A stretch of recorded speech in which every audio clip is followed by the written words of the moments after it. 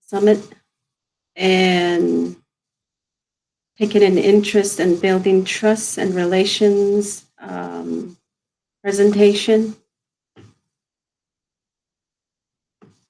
My name is Charlene Smiley, and I am originally from Arizona, the state of Arizona, as you can see. And I live on the Navajo reservation and closer to the Four Corners in this region. And in this picture, you also see rock. So if you're passing through Rock Point, Arizona on Highway 191, you will see that you will see this rock. And it's just to let you know that I'm reside near that rock, so you can't miss it. And you're welcome to stop by, take pictures, and I see a lot of travelers and visitors stopping by to take photos of this rock.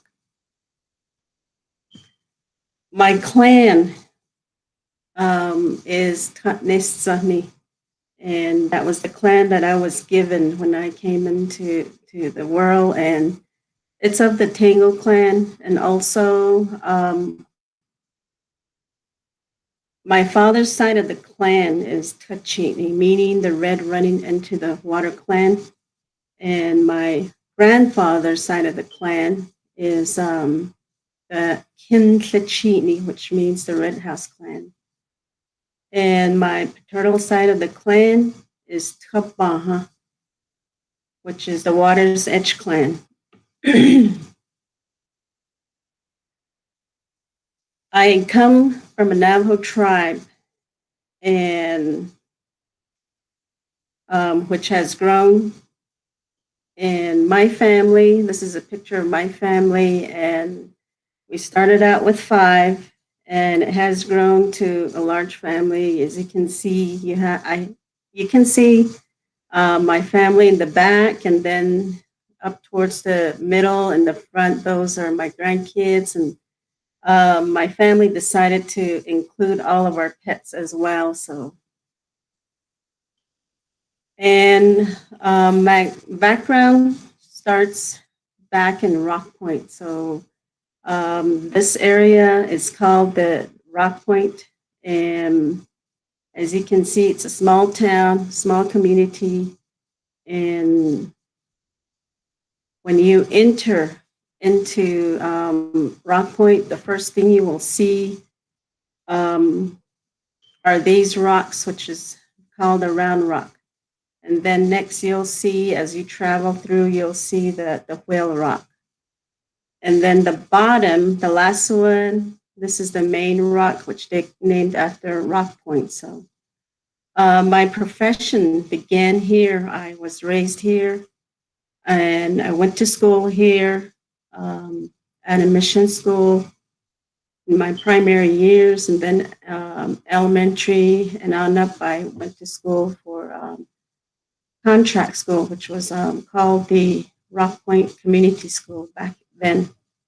So after I graduated, my teaching profession began here as a reading tutor, and worked there for like about 14 years, and then I moved out and started to explore in other areas. So I've been teaching for like about 32 years now, and I've been working with Albuquerque for almost 2 years now. So teaching the Navajo language. And then the highlights that you can remember me by are these photos. And this first photo, as you can see right now, Rock Point has expanded. It has a nice football field, baseball field, and other areas. And there are other areas that they have increased in, like in the construction, new schools, and that's how it grew. And then this one here is a student that I had taught back in Rock Point. Her name is Miss Navajo, and um, she was a contestant and she won in 2016.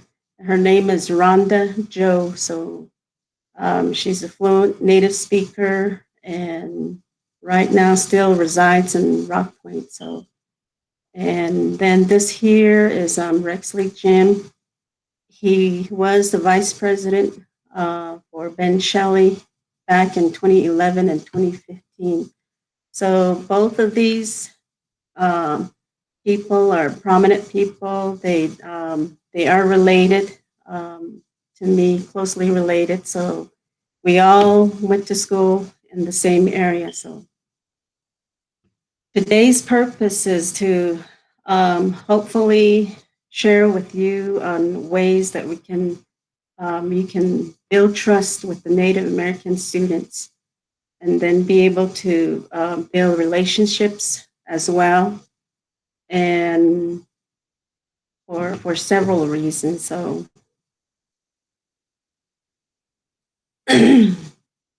as I grew up, a lot of the concerns for Native American students were the following. And even as I grew up and then throughout my teaching years, a lot of the concerns that were brought by teachers were that there was a disconnect and that students were uh, performing low and they were very shy, timid, and quiet. And then some of the things you would hear would be they're pretty much to themselves and they don't really collaborate. Those were some things that I experienced myself as well. So based on those, my experience as a student throughout my years, and then based on being a teacher throughout my years, these are some um, things that I've formed for you to hopefully understand what Native American students go through, and then how to better connect with them and be able to build trust and relationships with them, so that these concerns will hopefully not be a concern anymore, but to make improvements in your classrooms or your instructions. So just keep these in mind. And then some questions that you need to know are when, as a teacher, these are some students, some questions I ask myself as well. Um, who is this child? Who's this student? And where are they coming from? And what is their background? Those are questions that you need to ask. And a lot of times we're just considered as a Native student. And by just looking at our color, the color of our hair, and by the color of our skin, we're already labeled as a Native American. And but we all need to know who these students are, and then we need to know what is their background, where are they coming from, and am I related in some way?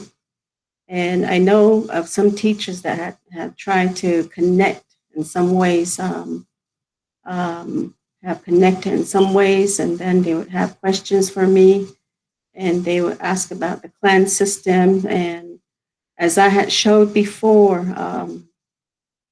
when I presented my clan, they were all color coded, and there's a reason why they're color coded. So those are some ways that you can connect to your students, and then some ways to identify the background and where they come from, and you can relate to them. So, and then this is a model that we use. A model that we use to to support our instruction and to support our curriculum as well. And the Native American cultural teaching a lot of the teachings it revolves around a cycle, or either that it's always in force. It comes in force. Anything that you're presenting, they will always come in force. So for that reason, this is one model that we use, which is called the Indian Education Indigenous Rubric, or another one is Native American Values, but they're the same. And um, I would say belonging is one thing that Native Americans are in need of, and they have to belong to a certain group. And just like I started out with my clan, and when I meet another person, a Native American, we always exchange our clans, and that way we kind of place the student or place the person in which category or which group they're coming from, or which clan or which family that they're coming from, and then say, oh, okay, so you're coming from my maternal side of the family, or you are coming from my aunt's side of the family. So if it's my aunt or my father's clan, then that means that we are closely related. We're considered brothers and sisters. And then as it goes to the maternal and paternal, it kind of extends out to cousins, nieces, aunts, uncles. So that's how it branches out. And so belonging is one of the most important things. And then also generosity as well. Um, Generosity is one thing that we have instilled since the beginning of time. Um, and that's one of the things that is valued is the generosity. And also it goes in line with appreciation or being thankful all the time. And also the next one would be independence. And so it kind of, it's like a cycle, a next step.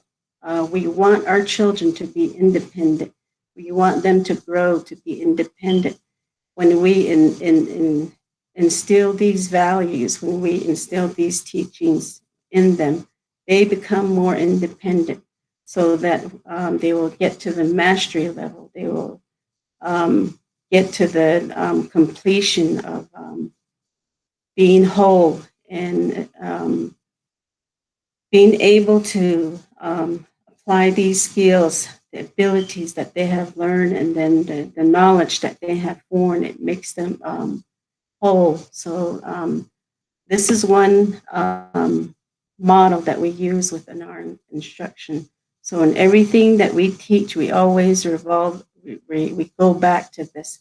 Like if there's misbehaving online, then we go back into teaching these values. So, or like we also ask questions and so forth on these to help our students to always um, instill these. So, and then other values would be identity. Identity is one big value that we have with the Native Americans. Just like I did, I had to introduce myself. I said my clans, and then I kind of explained where I was from. So that's one big thing that they value most. And then humility.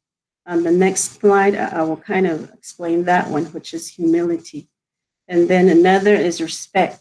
Um, Native Americans have respect for families, and then they rely back on the elders, and they don't just move away and then not even remember their family. They still have a connection with their family. They still have a connection with the elders. And I remember when I used to be in high school, and those were some things that our elders used to tell us. They would tell us, once you graduate, you have to come back and help the family or help the natives in some way. You cannot just go off and live on your own and forget the native people. So those were some things that they have taught us. Then another thing is nature and land. These are things that the Native Americans value. And as they rise in the morning, they connect with nature, they connect with their surroundings, their environments, and um, it's to make that connection. So there's more to this, but I'd like to just keep it there. And then another is, like I said, harmony. The family is encouraged to live in harmony, and that's why they have the kinship or the clan system in place. They know who their families are. They need to respect and honor those so that there is harmony. And and then other things. Um, these are some of the teachings that we were presented. My grandfather used to teach me a lot. My paternal grandfather used to teach me a lot of these things. You would hear your elders speaking of these sayings, and is to listen before you speak, and and so that you don't end up making a mistake, or you don't regret. In other words, some of the things that you say. So we had to.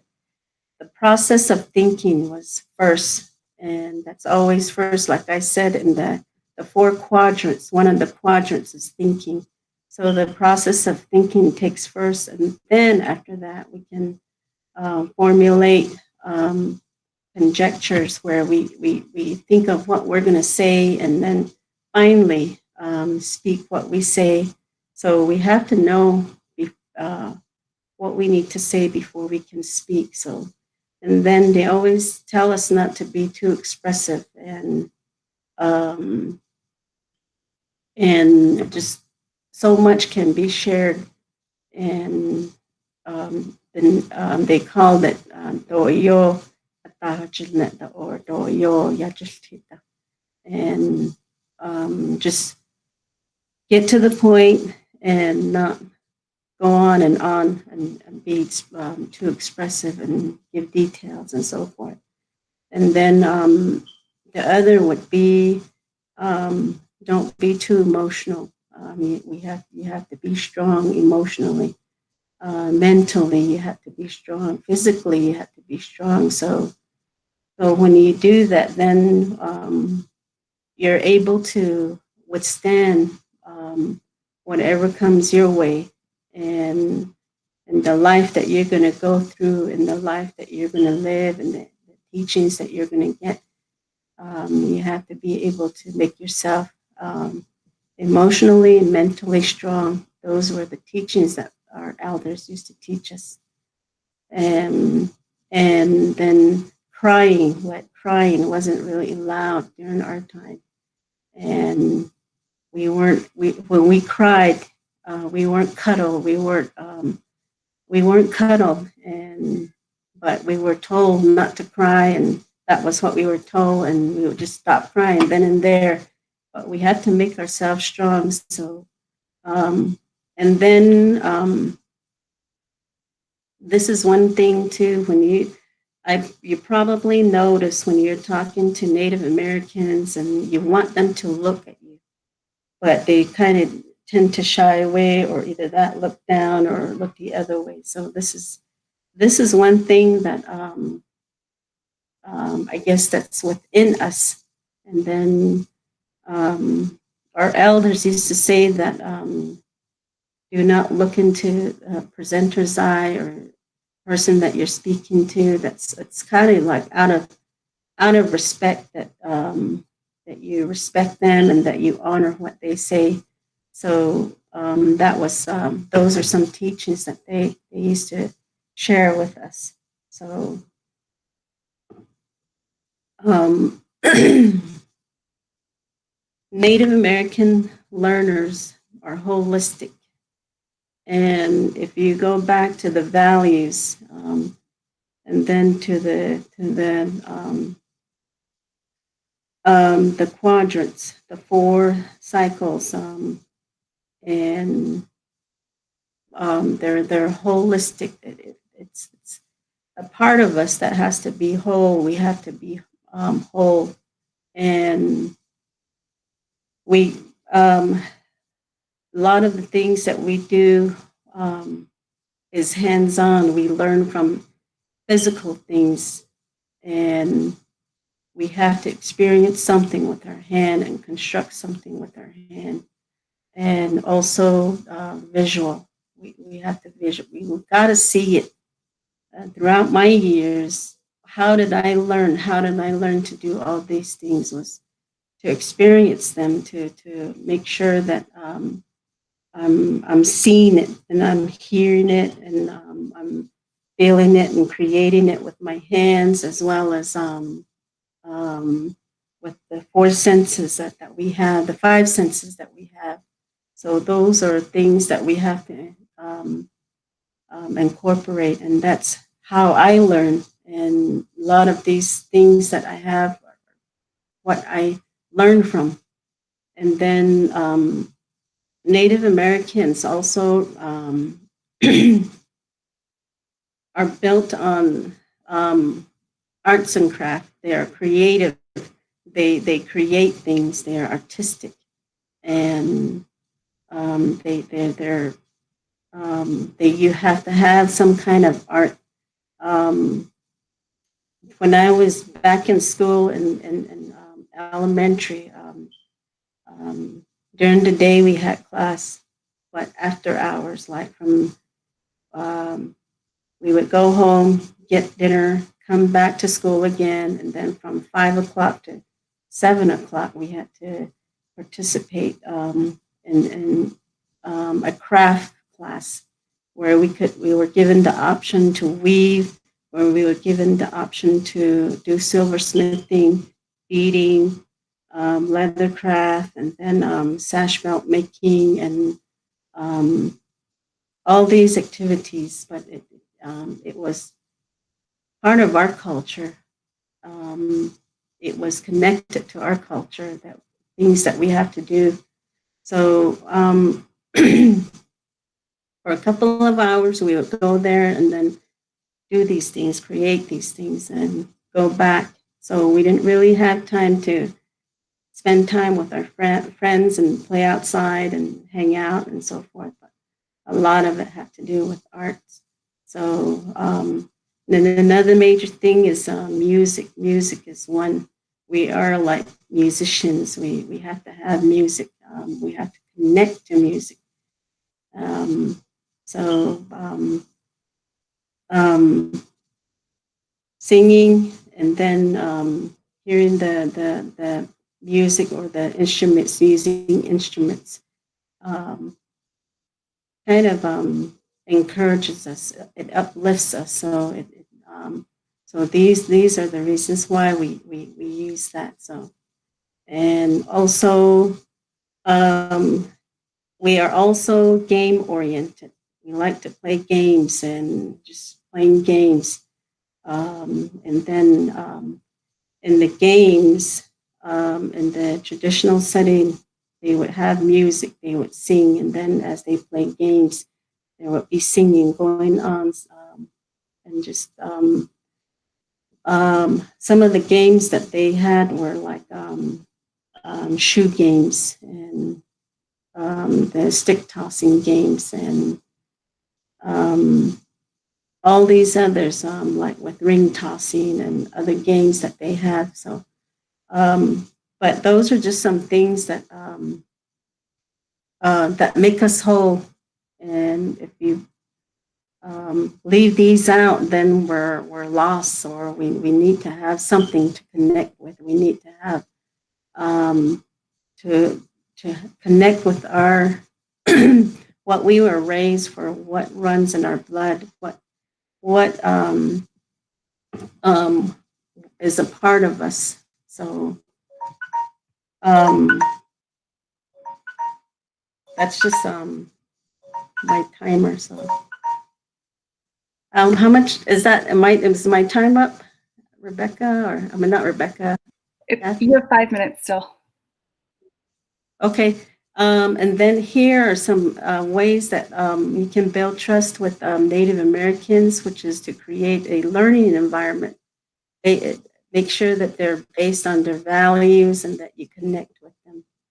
And then also make sure you greet them daily, every day as they go in and out of the classroom in some way, some fashion, or some form. Um, and then talk with them even just for a few minutes and a few seconds. It doesn't have to be like a whole lecture. And provide time for them. Don't leave them out. Then ask questions, like pose questions. This doesn't have to be an assignment. The question doesn't have, it's just a communication piece where you want to get to know them and you're connecting with them. That's the bottom line, is you're building that trust with them, that they can trust you and be able to relate to you. And then give positive feedback and negative feedback and say, this morning the classes were too loud, and this is how I feel, and this is what it's like. Um, there's too many distractions, and then you're giving them feedback, and you're giving your side of it, your thoughts, and then, but it's also positive. So, and also um, be fair to them, and don't leave them out. Always, it's better to be part of something. So be part of a group, and then be open, honest, and real. And when you say you're going to do something and you're going to meet them at a certain time, make sure you're there. And when you say you're going to help them, help them. And I just work with them and be real. So, and be consistent means that if you're introducing yourself and you're doing the questions every day, make sure that's consistent throughout the whole school year. So be creative, and then show an interest in their interests. Like I said before, is their values. Just revolve around that area, and also go back to them being whole, using their arts, and then also songs, music, and then their culture. Incorporate those in some way, games and so forth, and always acknowledge them um, by greeting them, and then how they're doing and that they're doing well. And also, they like to laugh. They like to, native students like to, funny stories. They like to listen to stories. So, and isolation um, is not good for them. So make sure they're a part of a group, and also that either a small group, they prefer large group. Like I said, they tend to shy away and so forth. Um, so those are some ideas that I'd like to share with you. I know we ran out of time, but if there's a dire question that you have, you can ask away.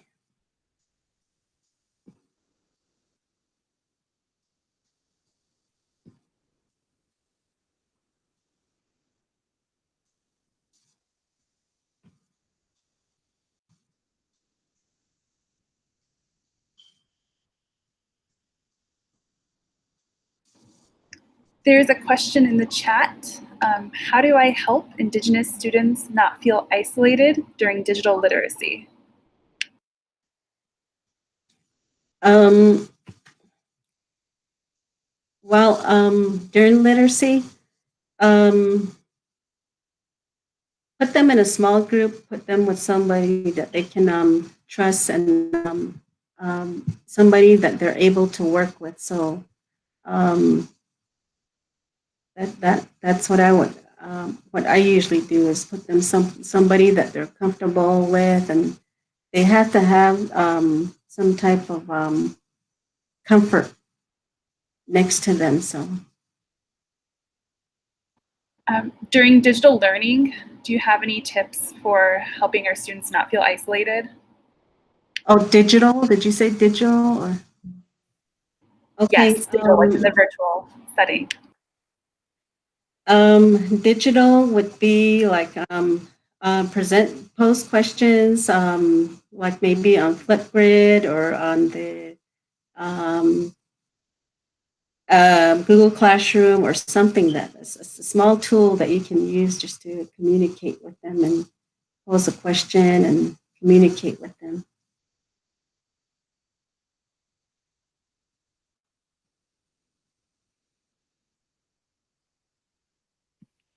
I don't see any more questions, but I just want to say thank you so much for all the knowledge you shared with us today. You're welcome. Thank you for participating. Ako ulit.